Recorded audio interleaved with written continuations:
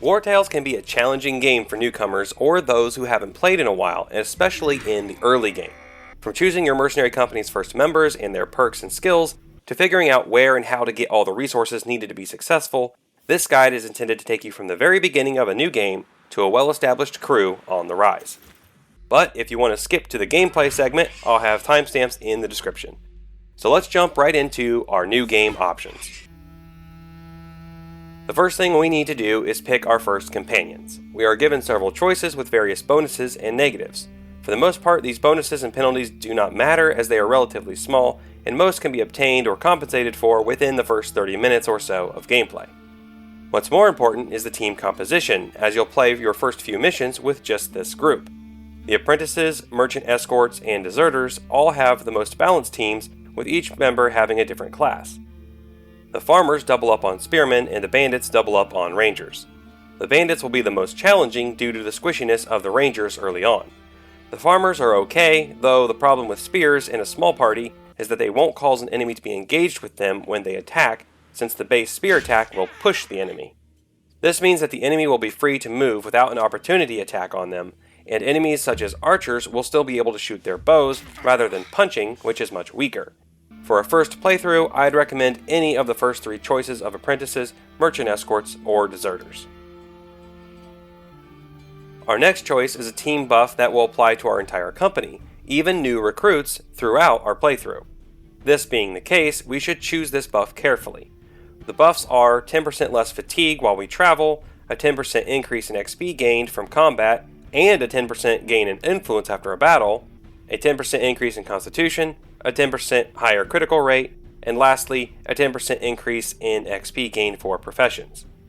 Of all of these choices, the one that gives us more experience from combat and more influence after a battle is probably the best. Faster level ups will get us constitution and crit damage improvements anyway, less fatigue isn't that big of a deal, and profession levels won't improve group survivability as much as combat levels. The next thing we must choose is a team debuff that will also affect all current and future members of our company. These debuffs include 1 less carrying capacity per companion, -1 happiness every rest, a critical hit reduction of 3%, a 10% increase in chance to be attacked while resting, and a -1 willpower. Of these, I'd say that the -1 happiness each rest is the easiest to deal with, as all you have to do is make sure at least one mercenary is resting by the campfire when you rest.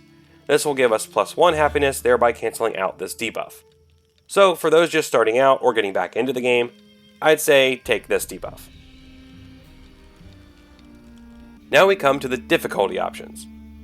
So the first one is whether to use level scaling for enemies so that you can go anywhere at any time and always find enemies a challenge, or to use region locked difficulty where the enemy's challenge rating will be based on which region you are in. Ultimately, this will be more about what you prefer, but I would recommend that new players start with region-locked exploration, as this will give you the opportunity to farm easier enemies longer until you are ready to take on harder challenges. Now we have to choose our starting region. In the beginning, we will have access to 3 starting regions. The game appears to adjust so that even if you picked region-locked exploration, your first area will still be viable for a level 1 party. That said, Tiltron County is intended as the first location, as this one starts you off with a very easy tutorial battle.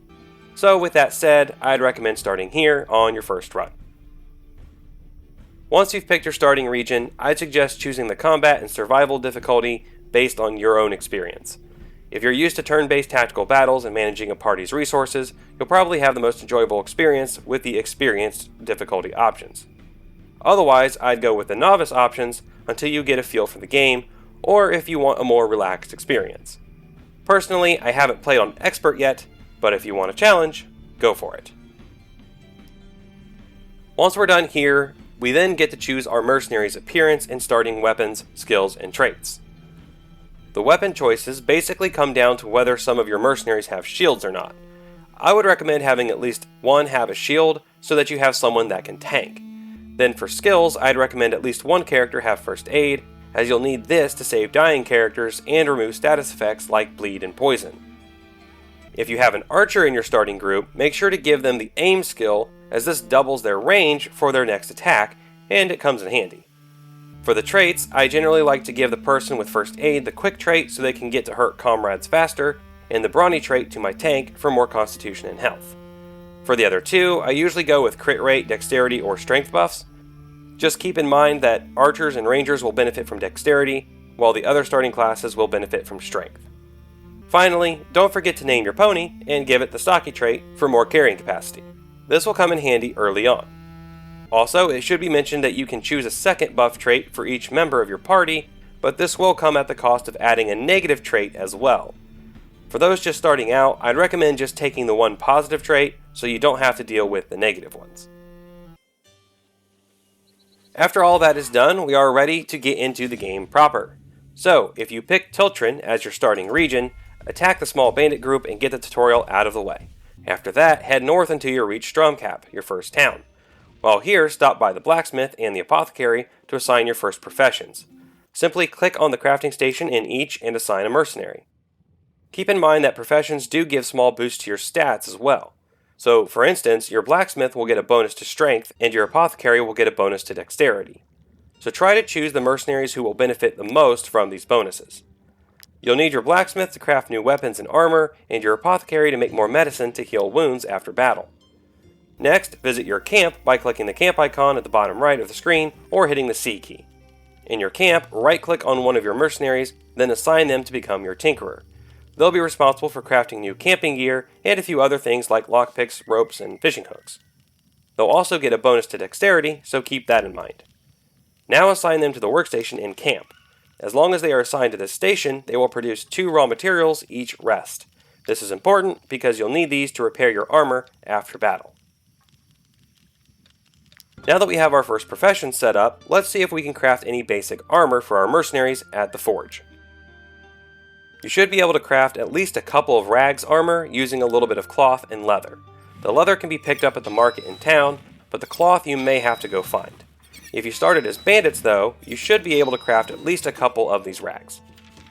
If not, don't worry about it too much. Your first couple of missions shouldn't be too bad even without armor, but you should craft some as soon as you can. With all that done, now it's time to get your first job. Head over to the inn and talk to the emissary to see the list of available contracts. As you are only level 1 and unarmored, you should stick to the easy missions. You can grab up to 3 of these at a time right now, so go ahead and grab all the easy ones you can. Doing these contracts will be the easiest and most accessible way to make money in the beginning, as not only will you get paid for the missions, but you can also obtain loot to sell later. Though, if you go just south of Stromcap, you can find the prison where you can purchase some shackles to capture enemies with. These captives, if they are outlaws, can then be taken back to the prison and turned in for some additional gold. To capture an enemy, just approach them with a unit after they are below half health and engage with another of your units. Then choose the knockout option from your abilities. If you successfully knock them out, you'll capture them after the battle.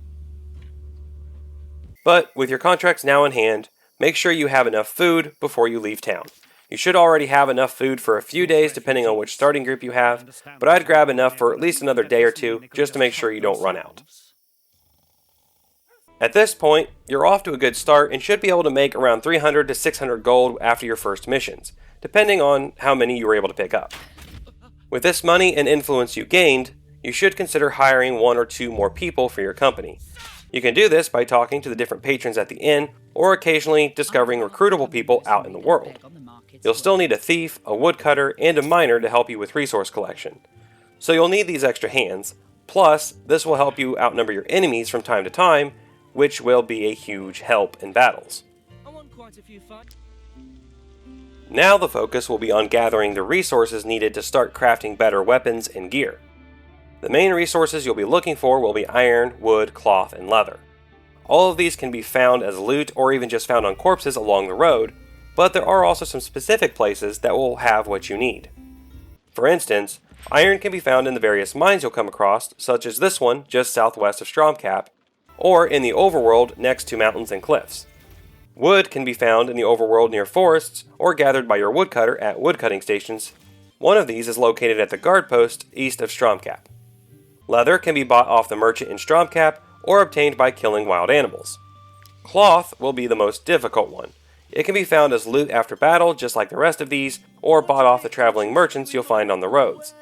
The surest way to obtain it in quantity, though, will be to pay 200 gold to cross into Virtus province and buy it in the city of Marheim. The border crossing can be found east of Stromkap. From there, just follow the road till you reach Marheim. Once you have the materials and are able to craft a few rags for your band, your blacksmith will level up and be able to learn how to make better weapons and actual armor. As you craft more armor with your blacksmith or other items with other professions, you'll gain knowledge points that can be used to unlock various bonuses or new crafting recipes. I'd recommend using the first few points you get on buffs that reduce upkeep costs, such as ones that make raw materials more effective at repairing armor, or ones that reduce the amount of food you need. Then I'd work on unlocking the first tier of weapons and armor recipes. Once you're able to get about 6 or 7 people at level 2 or 3 in your company and have most of them equipped with either first tier crafted weapons and armor or looted weapons and armor, you'll be ready to start taking on more challenging missions and the local plot quests for the region, which can be found during exploration or by spending some influence at the informant in the inn. Keep in mind, though, that the missions offered at the job board will take your crew's level, size, and equipment into account when giving you the difficulty rating, so a mission marked hard will still be challenging. At this point, you should be set to complete your first region without having to worry too much about your resources. But I want to mention a few more things you should consider. In your camp, you should try to get a tent built as soon as possible, as this will help you regenerate more valor points which are used in battle to perform most skills. Going into battle with little or no valor points is generally a bad idea, so being able to replenish as many as possible during a rest is vital to your overall success.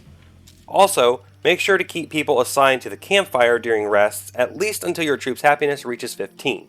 You'll get an extra valor point and 15% more experience in combat when your happiness is at 15, and any happiness gained above 15 provides you with 5 influence per a happiness point. After a tent, you should go for a cooking station, as cooked meals will provide more food points per item and help reduce your overall inventory weight. While we're talking about camp, remember to keep everyone assigned to a station by clicking and dragging them to one. A station should never be empty if you have a mercenary that can be added. As mentioned with a campfire, each station provides a bonus if a mercenary is assigned to it. Pay attention though, as some of these, like the workstation, requires a mercenary to have a specific profession. Another thing to keep in mind is optimizing your builds as you level each mercenary up. I won't go into too much detail with this, as this could be a whole other video, but I'd very generally recommend skills that give you a second attack on at least a couple of mercenaries, and then at least one buff skill on another. For those classes that pick up passives that generate valor points, I'd recommend archers pick up valorous support so they can gain valor points just by standing next to an ally. For rangers or spearmen, I'd recommend valorous audacity, as they are more likely to be next to an enemy but not engaged with them. These recommendations will cover your first level up and hopefully give you an idea of how to proceed from there. One last thing to remember is to stay stocked up on raw materials and medicine. Raw materials allow you to repair your armor, which will take damage in almost every battle, and medicine will allow you to heal wounds that mercenaries can suffer if they take too much damage to their health. Raw materials are relatively cheap and can be produced in small amounts by your tinkerer as long as they are assigned to the workstation in camp. Medicine can be crafted by your alchemist with the right ingredients. The comfrey can be found just about everywhere in the world, and the snow iris can be found in snowy areas. The vials can be purchased at the apothecary shop, though you get to keep and reuse vials, so you won't need to purchase too many of these. You can also purchase medicine straight from the apothecary shop as well, though it's fairly expensive at 39 gold. If you are planning on doing a rat infestation mission, make sure to grab a plague cure or two as well. Now that we've covered how to get started, gather resources, get better gear, and take care of our camp, let's talk about a few quick tips for combat early on to help you survive the early battles. First off, make sure to engage enemy archers before they get a turn. Doing this will reduce them from being able to do good damage at range to only being able to punch the mercenary engaged with them. This will greatly reduce the enemy's overall damage output. Next, try to engage the enemy heavies with your heavies, as if they're given a chance to hit your archers or rangers, they can do massive damage to them.